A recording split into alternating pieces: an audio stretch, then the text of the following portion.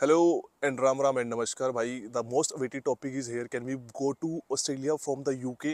भाई I was getting lots of comments and lots of messages every day. And तुम्हारा भाई आज इस चीज़ का हल लेके आया. I did the lots of research about it कि कैन वी गो और कैन वी गो नॉट, और कौन कौन से तरीके हैं जिसके बेस पे हम लोग जा सकते हैं. और भाई 100% वेरीफाइड है, और काफ़ी लोगों से पूछा, एजेंट से भी, और काफ़ी रिसर्च किया मैंने भी. And let's start it. शायद आपका भी यही सवाल था कि भाई क्या मैं जा सकता हूँ, क्या मैं जा सकता हूँ. तो भाई तभी आप इस वीडियो पे आए हैं. तो चलिए शुरू करते हैं. तो जब हम अपनी होम कंट्री होते हैं तो we always give the first priority to Australia and Canada कि भाई चलो पहले ऑस्ट्रेलिया कनाडा का वीज़ा डालते हैं. और भाई इन बिटवीन क्या होता है कि उसमें से मोस्ट ऑफ द रिजेक्ट भी हो जाते हैं, और वो जो पहली रिजेक्शन होती है भाई वो प्रसाद होता है. और उस टाइम पे हम लोग क्या समझते हैं कि भाई रिजेक्शन आ गई, lots of burden, lots of pressure. Family वाले भी भाई प्रेशराइज करने लग जाते हैं कि छोड़ना, तू कोई और कंट्री देख ले. दोस्त लोग भी बोलते हैं कि भाई तू अभी तक यहीं बैठा है, तू गया नहीं, तेरे साथ का ये हो गया वो हो गया. वो भाई दुनियादारी की, रिश्तेदारी की, पड़ोसी की सारी बातें वो हमें इतनी प्रेशराइज कर देते हैं कि सिचुएशन इतनी क्रिटिकल हो जाती है. तो then we try to make decision कि चलना यूके चलते हैं. यूके से हम लोग कोई ना कोई जुगाड़ लगा के हम लोग चले जाएंगे ऑस्ट्रेलिया कनाडा. और यहाँ पे आने के बाद वो जुगाड़ क्या है वो तुम्हारा भाई तुम्हारे समक्ष रखने वाला आज. तो बेसिकली यार दो तरीके होते हैं, ठीक है. दो तरीके होते हैं ऑस्ट्रेलिया जाने के. दोनों तरीके में आप विजिटर वीज़ा से ही जाओगे, क्योंकि इसके अलावा कोई तरीका नहीं है और यूके टू ऑस्ट्रेलिया मूव होने का. तो भाई दो सवाल ऐसे आपके दिमाग में आएंगे जब आप विजिटर वीज़ा के लिए फाइल करोगे कि can we convert our visitor visa into work permit, और जो दूसरा क्वेश्चन होता है कि can we convert our visitor visa into study visa. तो भाई इन दोनों सवालों के जवाब मैं दूंगा वीडियो के लास्ट में. तो मेक श्योर कि पूरी वीडियो देखना, क्योंकि अगर आधा अधूरा ज्ञान तो वैसे भी बहुत खतरनाक होता है मेरे भाई. तो पूरी वीडियो देखना और अंत तक देखें. देखो यार, आपको ना सबसे पहले पासपोर्ट हिस्ट्री समझना पड़ेगा, या फिर आप हम लोग ट्रैवल हिस्ट्री भी बोल देते हैं. तो उसमें बेसिकली होता क्या है कि आपने ऑलरेडी 4 से 5 कंट्रीज कवर करके आ चुके हैं आप अपने पासपोर्ट के ऊपर, अपनी होम कंट्री से ही. यानी कि आपके पास में 4 से 5 कंट्री की स्टैंप है, और आपने ऑलरेडी वो चीज़ क्रिएट कर रखी है. जैसे हम लोग अपनी होम कंट्री में होते हैं, इंडिया में, ठीक है. तो हमारा जो यूथ, हमारा एडल्ट, हमारा जो गर्म खून है, 18 से 25 साल के लौंडे लपाड़े क्या करते हैं कि भाई वो लोग चले जाते हैं थाईलैंड, बैंकॉक घूमने. समझ रहे हैं ना आप, समझ रहे हैं ना. जोक्स अपार्ट, अगर आप थाईलैंड, बैंकॉक, दुबई और सिंगापुर और भी काफ़ी सारी कंट्रीज है जो आप 40 से 50 हज़ार रुपये के बजट में आराम से घूम सकते हैं. अगर आप वो ऑलरेडी मतलब ट्रैवल करके बैठे हैं, एक अच्छा आप ट्रैवल हिस्ट्री बना के बैठे हैं, तो then it's good for you ना, कि यार हमारे पास में वो चीज़ पहले ही है जो हम लोग यहाँ पे क्रिएट करने वाले हैं. तो it's plus point for you ना. तो चलिए, अगर आपके पास में ट्रैवल हिस्ट्री नहीं भी है ना, तो अपन एक काम और कर सकते हैं, हम लोग यूके से ट्रैवल हिस्ट्री क्रिएट कर सकते हैं. जैसे हम लोग ना अगर यहाँ पे स्टडी वीज़ा पे हैं, तो यहाँ पे ना काफ़ी सारी कंट्रीज है जो ऑन अराइवल वीज़ा देती है, जिसको हम लोग इलेक्ट्रॉनिक वीज़ा भी बोल देते हैं. जैसे कि अपने इजिप्ट हो गया, बुल्गेरियन हो गया, आयरलैंड हो गया. ऐसी काफ़ी सारी विजिट है जो हम यूके रेजिडेंस परमिट पे हम लोग वहाँ जा सकते हैं. ऑन अराइवल वीज़ा होता है, आपको सिर्फ इलेक्ट्रॉनिक वीज़ा अप्लाई करना होता है, और आप उसके बेसिस पे ये सारी कंट्रीज कवर करके आ सकते हैं. मतलब 3 से 4 कंट्रीज आप चले जाइए और आप आराम से अच्छे से कन्वर्ट करके अच्छे से घूम के आप आ गए, ठीक है. तो देन आपने ये मान लो कि आपने पहला स्टेप पूरा कर लिया, और आपने एक ट्रैवल हिस्ट्री का पहला स्टेप आपने पूरा करके, और आप मतलब उस रास्ते पर आगे बढ़ चुके हैं, ठीक है. तो यहाँ पे आपका एक प्रोसेस बिल्ड हो गया. तो उसके बाद में then you have to do कि अपने को डालना है शेनेगन. दो यार, शेनेगन तो इम्पोर्टेंट है इस प्रोसेस के लिए ना. तो शेनेगन में बेसिकली क्या होता है कि शेनेगन में आप यूरोप की मोर देन 25 कंट्रीज कवर कर सकते हैं ना. आपको शायद ये बात जान के हैरानी होगी कि यूके से जर्मनी, इटली, फ्रांस, इन सब की टिकट पता है कितनी है? 35 पाउंड, मोर देन 30 पाउंड. अगर आप पहले करते हैं तो 20 से 25 पाउंड में भी आप ये सारी कंट्रीज की, भाई ये फ्लाइंग की टिकट है, मैं एयरप्लेन की टिकट बता रहा हूँ. आप गूगल पे जाके देखना यूके से हिथ्रो एयरपोर्ट से लंदन के कितने की टिकट है. भाई 30 से 35 पाउंड की टिकट है यहाँ से, और वो आप लोग यहाँ से जा सकते हैं. बट प्रोसेस क्या होता है कि उसमें एक चीज़ मेजर प्रॉब्लम आती है कि आपको बायोमेट्रिक्स नहीं मिलते हैं. When I was going to apply, तो मुझे भी भाई 3 महीने बाद के बायोमेट्रिक्स मिल रहे थे, जो भाई मेरे लिए बहुत बड़ी प्रॉब्लम थी. भाई अब ऐसा तो है नहीं कि ये सवाल सिर्फ आपके दिमाग में आया हो कि भाई हमें भी शेनेगन डलवा के और हम लोग चले जाते हैं, भाई हम लोग घूम घाम के अपनी एक अच्छी ट्रैवल हिस्ट्री बना के आ सकते हैं.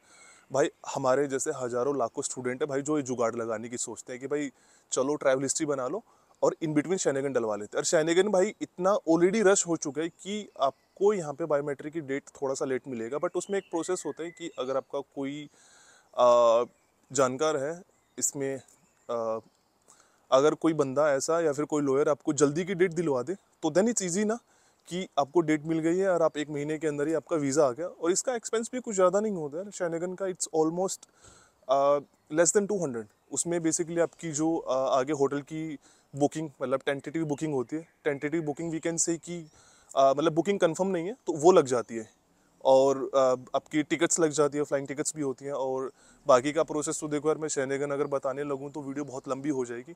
तो कहने का मतलब ये है कि अपने को शेनेगन डलवाना, लेस देन 200 पाउंड में आपका शेनेगन लग जाएगा आराम से। आप खुद से भी अप्लाई कर सकते हो यार, इट्स ईजी ना। खुद से अप्लाई करो और पैसे बचाओ, क्योंकि एजेंट भी भाई पैसा लेगा ना इस टाइम पे। और जब आपका लग जाएगा शेनेगन, ठीक है, और भाई ये आपको शेनेगन डलवाना है आफ्टर अपने स्टडी पीरियड के 6 मंथ बाद में। ऐसा नहीं है कि जाते ही आपने अभी फीस भी नहीं भरी और आपने शेनेगन डलवा दिया, ठीक है। आपने अगर शेनेगन डलवाना है तो कम से कम 6 महीने का टाइम लो, and then you can apply for Schengen. जब आपका लग जाता है शेनेगन, तो भाई आप यहाँ से फ्लाइट पकड़ो। शेनेगन लगने के 15 दिन के बाद, 15 से 20 दिन के बाद में आप आराम से 3 से 4 कंट्री आसपास की, आप भाई अगर आपको मैप समझना आता है तो आप मैप में आसपास की 3-4 कंट्री आराम से 300 पाउंड में 3 से 4 कंट्रीज आप घूम सकते हैं यूरोप की। और भाई शेनेगन का सीन पता है क्या होता है कि शेनेगन में बेसिकली ये होता है कि आप जिस कंट्री से एंट्री करोगे उसका स्टैंप लगेगा। उसके बाद में आप यूरोप की जितनी भी मर्जी कंट्रीज घूम लो, और जिस कंट्री से एग्जिट करोगे वहाँ का स्टैंप लगेगा। ये बात हमेशा याद रखना। कहीं ये सोचो कि यार हम लोग बीच में इतनी सारी कंट्रीज घूम ले, उसका स्टैंप क्यों नहीं लग रहा, ऐसे तो भाई पूरा पासपोर्ट भर जाएगा ना, तो गवर्नमेंट तो फिर मतलब समझदार है ना, तो वो ऐसा काम नहीं करते। तो इस बात को भी आपको समझना पड़ेगा।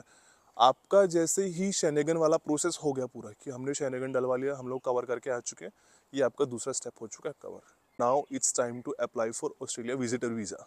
तो भाई जब आप डलवाओगे ऑस्ट्रेलिया का टूरिस्ट वीज़ा, यानी कि विजिटर वीज़ा जिसको हम बोल देते हो, तो भाई मेक श्योर कि आप जो भी डॉक्यूमेंट्स अप्लाई करोगे ना, भाई all document should be original, genuine होनी चाहिए। ऐसा नहीं है कि आपने कुछ भी फेक चिपका दिया, तो भाई उसमें चांसेस हो जाते हैं रिजेक्शन के बहुत ज़्यादा।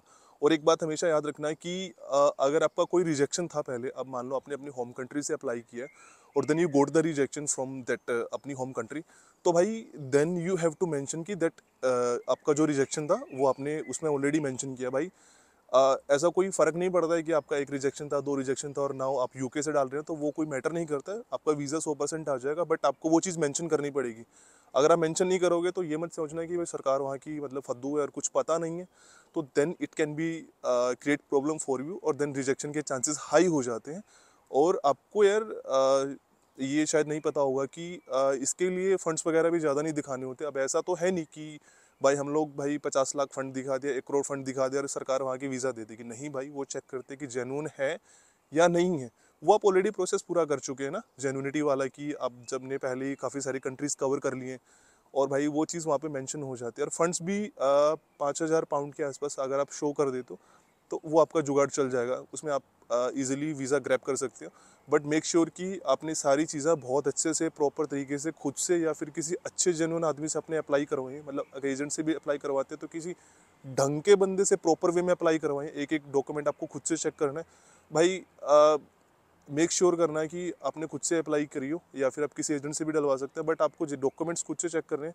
नहीं तो भाई it can be create problem. Sometimes क्या होता है कि एजेंट्स फेक डॉक्यूमेंट लगा देते हैं जिसका आपको पता नहीं होता, और वो आपके लिए प्रॉब्लम कर सकते हैं। बात कर लेते हैं दूसरे तरीके के बारे में, कि दूसरे जो मैंने बोला था वीडियो के स्टार्टिंग में कि there are the 2 ways to apply visitor visa to Australia from UK.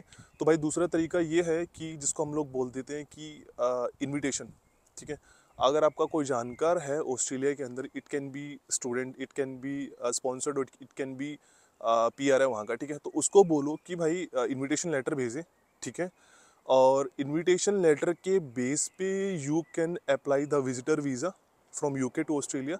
और भाई मेक श्योर एक बात याद रखना कि जो इनविटेशन लेटर आप मंगवाओगे उसमें प्रॉपर हर चीज़ मेंशन होनी चाहिए कि that the guy who is मतलब आपको जो इनवाइट कर रहा है वो रिस्पॉन्सिबल होगा जब आप ऑस्ट्रेलिया जाएंगे इन सब चीज़ों के लिए ना। और ये भाई इनविटेशन के जरिए भी आप यहाँ से जा सकते हैं यूके से ऑस्ट्रेलिया ना। और भाई एक चीज़ और आपको याद रखनी है कि भाई मेक श्योर कि आप उससे पहले भी 2-3 कंट्रीज़ तो कवर कर लो यार, क्योंकि अगर फ्रेश पासपोर्ट लेके आप किसी भी कंट्री जाओगे ना, तो always it can be great problem ना। अगर आपके पास में थोड़ा बहुत भी बैकग्राउंड है, थोड़ा बहुत भी ट्रैवल हिस्ट्री है, तो भाई वो आपके लिए ही बेस्ट है। आपके चांसेस हमेशा हाई रहते हैं, ताकि सामने वाली जो इमिग्रेशन है उसको लगना चाहिए कि जो बंदा है ये एटलीस्ट जेन्युइन तो है। तो दिस इज़ द सेकंड वे। उसके बाद में फिर दो मेजर क्वेश्चंस जिनका शायद आप बहुत टाइम से वेट कर रहे थे कि can we convert Australia visitor visa into work permit. तो भाई उसका आंसर है हाँ, you can do this. But उसके लिए आपको एक अच्छा लॉयर पकड़ना पड़ेगा जो इस पूरे प्रोसेस में आपकी हेल्प करे, जो कंपनी आपको स्पॉन्सर कर रही है, उसके प्रॉपर डॉक्यूमेंट्स। बट भाई it can be long process और they gonna ask for you lots of money, like बहुत सारा पैसा आपको शायद वो मांग ले कि भाई स्पॉन्सर करने का विजिटर वीज़ा से वर्क परमिट के अंदर। बट इट कैन, भाई ये चीज़ हो सकती है। तो भाई उसके बाद जो दूसरा सवाल निकल के आता है कि क्या हम लोग विजिटर वीज़ा को स्टडी वीज़ा में चेंज करवा सकते हैं, तो भाई इसका जवाब भी है हाँ। बट मेक श्योर कि आपको उसके लिए you should have IELTS, IELTS आपके पास में होना चाहिए, और मेक श्योर कि नॉट लेस देन 6.5 बैंड होनी चाहिए। तो आप ये प्रोसेस भी कर सकते हैं, बट आपको आइल्स मैंडेटरी है इस चीज़ को कन्वर्ट करवाने के लिए। And I hope you like the video, guys, and if you have any doubts or any query, just make sure and drop your comment. And you can follow me on Instagram, Rohit Commerce Tracker। तुम्हारे भाई के 35,000 followers हो गए। I'm proper active there, I'm sharing all the information regarding UK, every update on Instagram, so just follow me there। धन्यवाद।